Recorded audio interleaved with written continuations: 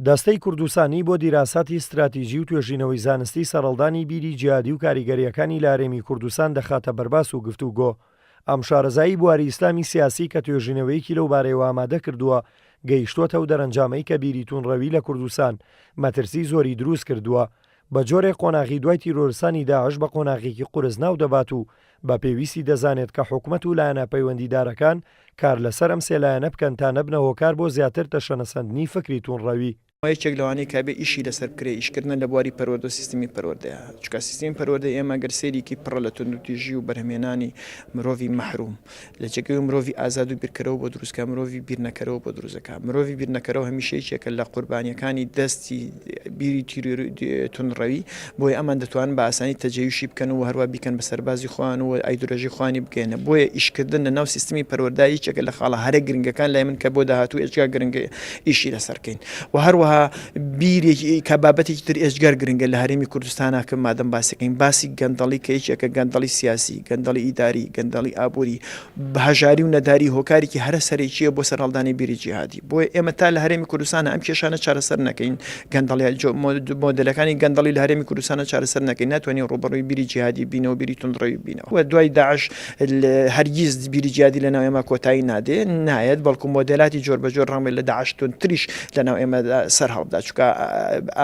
ژینگەی بەرهەمهێنانی مۆدلی داعشی لەناو ئێمە تا ئێستا بەهێز و ئامادەیە. ئازادی بیرکردنەوە لە توێژینەوەکان لە بواری ئاین و هەروەها لە بواری فکری دینیە. ئێمە تاکو لەم بۆچوونانە لەم بیر و بۆچوونانە ئینتاجی تازەی معریفەی دینی بەرهەم نهێنین و ئازادانە بیری لێ نەکەین و ناتوانین ڕوبەڕوونی بیری توونڕەوی بین. بۆی من پێم وایە ئەو سێ بعدی گرنگن کە دەبێ ئیشانە سەر بکرێت. با بۆچوونی شارەزایان بەتەنها ڕوبەڕووبوونەوەی سەربازی بەزنیە بۆ لە ناوبردنی تیرۆرسانی داعش. واگەم مامۆسایی زانکۆ تاکیدی لێ دەکاتەوە ڕوبەڕووبوونەوەی فکری و فەرەنگی بۆ لە ڕیشەدەرێنانی بیری جیهادی پێویستە و دەبێت هەوڵی جدی بۆ بدرێت.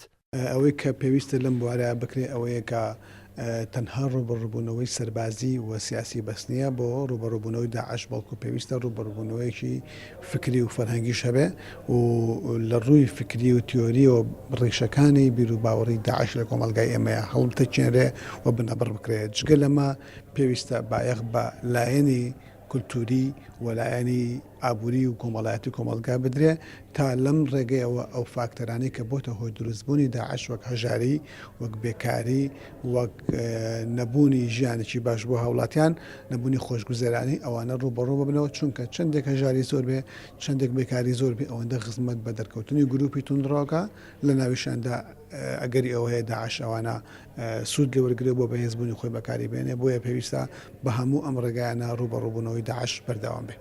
ئەگەرچی لە ماوەی چەند ڕۆژی ڕابردوودا لەسەر ئاستی عێراق کۆتاییاتنی یەکجاری تیرۆرسانی داعش ڕاگەیەنرا، بەڵام وەک چاودێرانی سیاسی و شارەزایانی بواری ئیسلامی سیاسی ڕایدەگەێنن هێشتا ئەو فاکتەرانەی کە هۆکارن بۆ دووبارە سەرهەڵدانەوەی بیری جیهادی و فکری توونڕەوی بە تەواوی بنبڕ نەکراوە.